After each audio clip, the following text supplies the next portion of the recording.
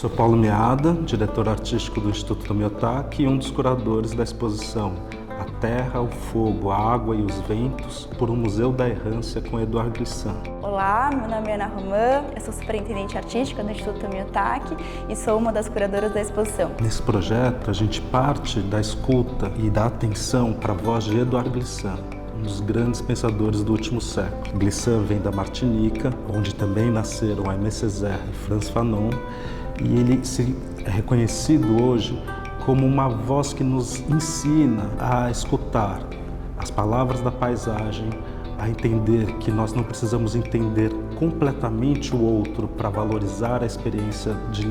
convivência e aprendizado e troca com o que é diverso, e uma grande referência para que se pense como na história de violências, traumas, injustiças que nós herdamos, é possível reconhecer tanto a necessidade de reinvenção e luta, quanto a valorização de todos os saberes, vozes poéticas e linguagens que nasceram no confronto com o estado do mundo e que hoje talvez nos ensinem a pensar em uma nova forma de lidar com a diferença, uma nova forma de, como Glissant dizia, falar perante todas as línguas do mundo. A exposição reúne uma parte da coleção privada do Édouard Glissant e artistas contemporâneos brasileiros, africanos, latino-americanos, e alguns desses artistas a gente comissionou trabalhos para estarem na exposição e outros são trabalhos que já existiam e que a gente entendeu que faziam sentido estarem na mostra. O Glissant, durante a sua vida, ele nunca conseguiu fazer um museu. Existiram alguns projetos de museu feitos por ele. Glissant, por exemplo, teve uma escola que ele conseguiu concretizar e realizar na Martinica, mas museu não é uma coisa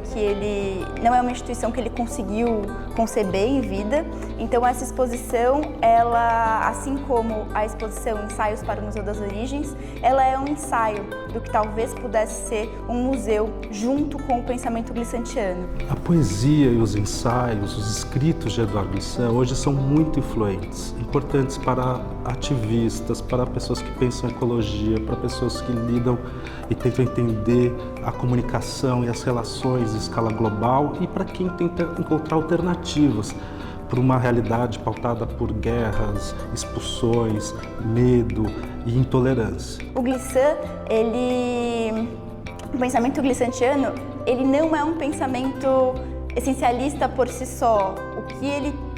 ele promove e o que ele provoca é a gente pensar nas muitas origens possíveis e em um processo de transformação de todos os seres humanos que vivem em comunidade no planeta Terra. Então, essa exposição surge de um movimento de repensar origens plurais e lugares de errância plurais. E eu acredito que existe um pensamento institucional que está olhando para a memória, está olhando para várias iniciativas relativas à preservação da memória e às memórias plurais. Glissant é lido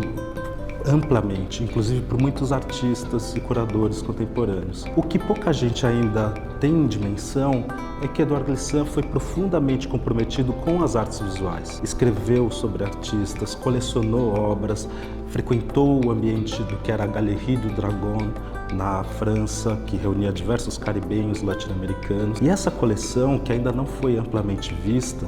está guardada em Guadalupe, no Memorial Act. Nós conseguimos, com o apoio da família de Glissant e dentro do escopo da temporada, ter acesso a essa coleção, que é muito excepcional porque ela traz uma espécie de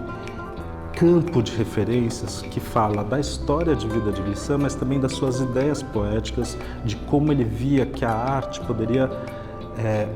produzir uma entrada de acesso a ideias complexas, como da relação do humano com a paisagem, como da relação dos elementos na formação da nossa linguagem, como especialmente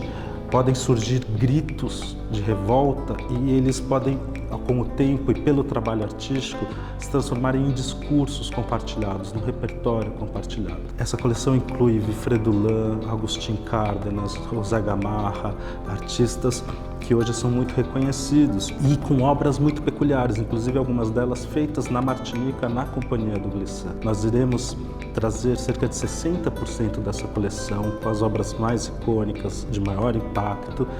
que viveram no ambiente da casa de Édouard Glissant, e fizemos uma seleção que, a partir desse grupo, traz outros artistas que também conviveram com Glissant, também fizeram parte de um debate que se expandia especialmente entre artistas expatriados, vindos da América Latina, do Caribe, mas também dos Estados Unidos, do leste da Europa e da própria Europa. A gente colaborou ativamente com o Instituto Monde, na figura da Sylvie Glissant, e colaboramos com o Glissant Art Found, sobretudo em relação à seleção dos artistas contemporâneos e da relevância desses artistas contemporâneos e da consonância, na verdade, dos temas tratados por esses artistas contemporâneos dentro do pensamento do Édouard Glissant. Então, foi fundamental desde o começo ter esses interlocutores. A exposição, ela não é uma tese, né? Assim, ela é um ensaio mais do que uma tese. Então,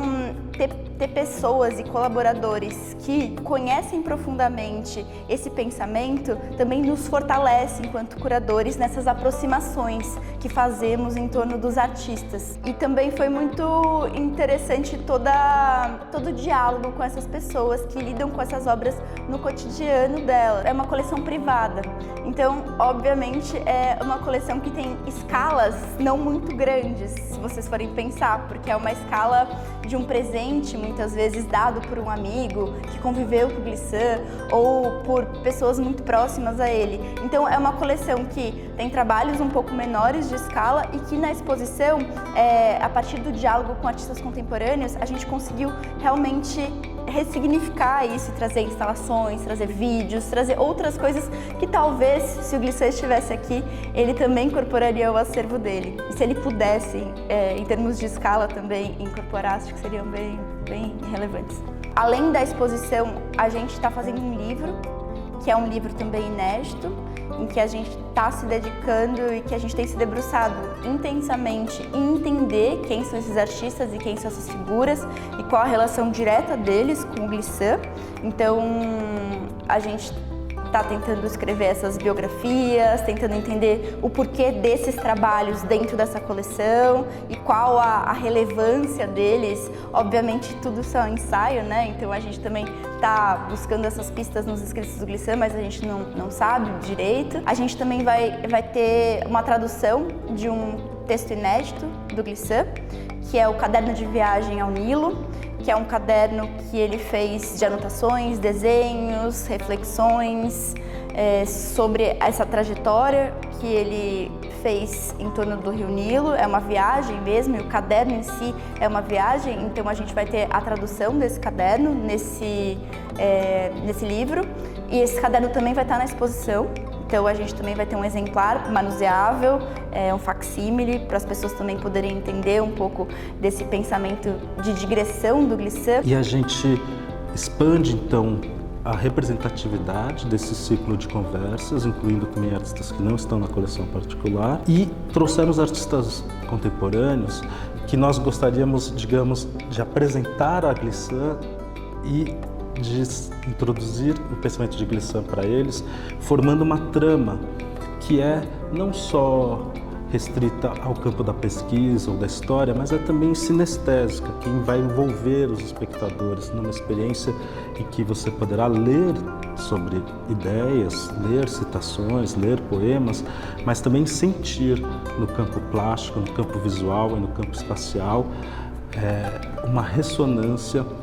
dessa ideia que a gente chamou de Museu da Errância, porque quase tudo que a gente conhece sobre os museus fala sobre os museus da herança. Tem algo muito bonito na herança de nos conectar com as ancestralidades, mas também tem algo muito duro nas heranças do ponto de vista do acúmulo de patrimônio e da propriedade que fica não circulante. A errância, que é um valor muito central na escrita e no pensamento do Glissant, nos fala sobre a força que acontece e que se alimenta da movimentação pelo planeta, do encontro entre culturas, seja ela uma vocação e uma escolha, seja ela parte de uma geopolítica e das contradições do mundo em que a gente vive. Mas quando as partes da cultura e as pessoas se deslocam, elas produzem novos significados, novas linguagens, transportam sensações de uma paisagem para outra, apreendem uma noção de diversidade que é diferente e existe uma produção artística que se alimenta da errância e é disso que essa exposição pretende falar e é com isso que a gente espera que o nosso público se conecte.